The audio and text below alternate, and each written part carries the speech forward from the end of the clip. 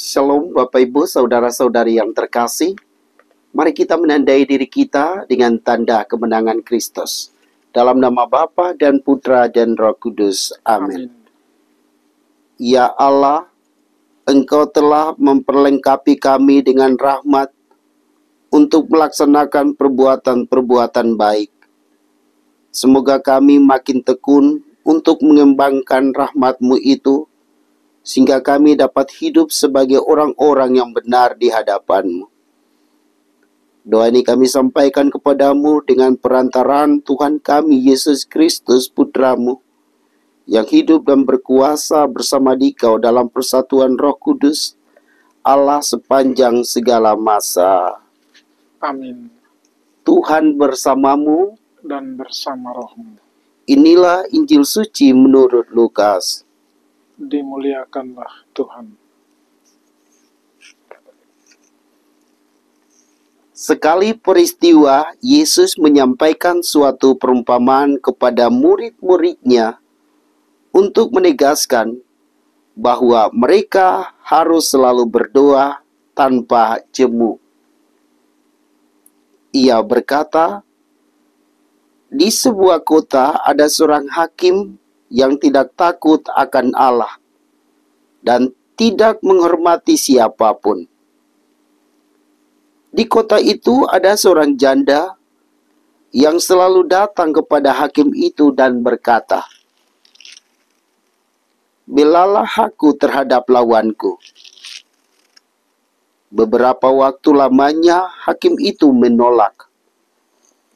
Tetapi kemudian ia berkata dalam hatinya, "Walaupun aku tidak takut akan Allah dan tidak menghormati siapapun, tetapi karena janda ini menyusahkan aku, baiklah aku membenarkan dia, supaya ia jangan terus-menerus datang dan akhirnya menyerang aku."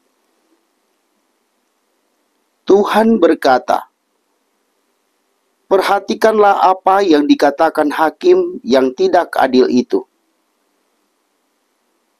Tidakkah Allah akan membenarkan orang-orang pilihannya yang siang malam berseru kepadanya? Apakah ia mengulur-ulur waktu sebelum menolong mereka? Aku berkata kepadamu, ia akan segera membenarkan mereka. Akan tetapi, jika Putra Manusia itu datang, apakah ia mendapati iman di bumi? Demikianlah sabda Tuhan. Terpujilah Kristus. Shalom Bapak Ibu, Saudara dan Saudariku yang terkasih. Yesus mengajarkan para muridnya untuk berdoa terus-menerus, untuk berdoa tanpa jemu. Itu artinya Yesus mengajak mereka untuk terus membangun komunikasi dengan Allah Bapa di sorga.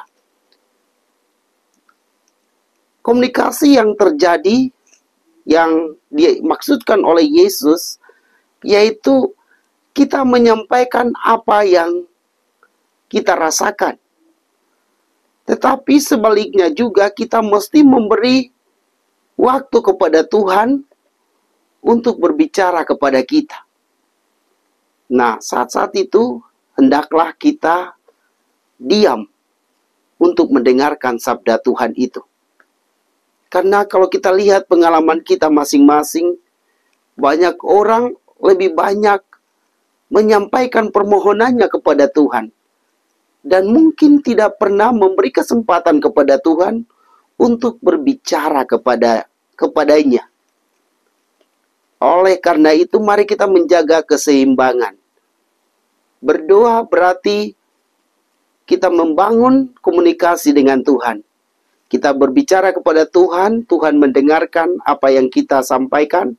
Demikian juga kita mesti diam dan mendengar apa yang Tuhan inginkan kita lakukan di dalam hidup ini.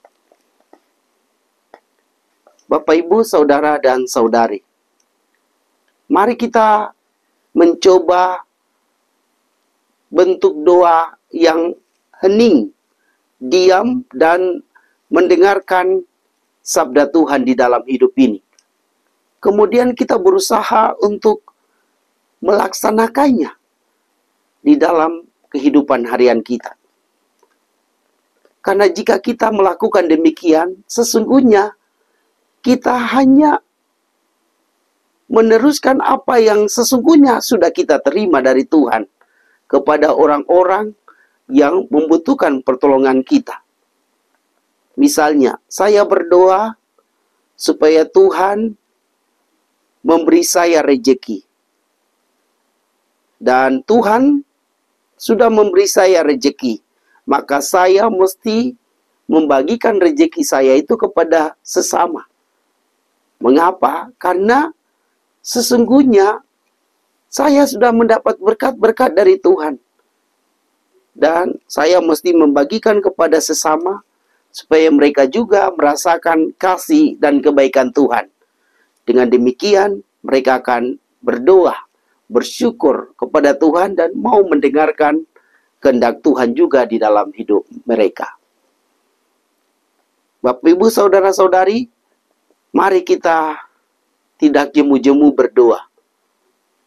Kita tidak jemu-jemu mengucap syukur dan terima kasih kepada Tuhan, juga membiarkan diri mendengarkan firman-Nya dan melaksanakannya dalam hidup ini.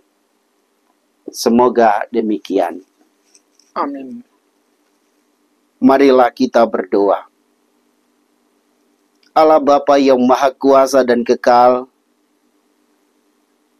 berdasarkan pengalaman harian, kami lebih banyak mengeluh, berbicara, menyampaikan apa yang kami rasakan dan pikirkan kepadamu, dan kurang memberi kesempatan kepadamu untuk berbicara kepada kami. Bantulah kami untuk menjaga keseimbangan ini, yaitu membiarkan Engkau berbicara kepada kami, supaya kami mendengarnya dan dapat melaksanakannya dalam hidup ini. Juga kami memohon kepadamu, semoga apa yang kami harapkan Engkau juga kabulkan.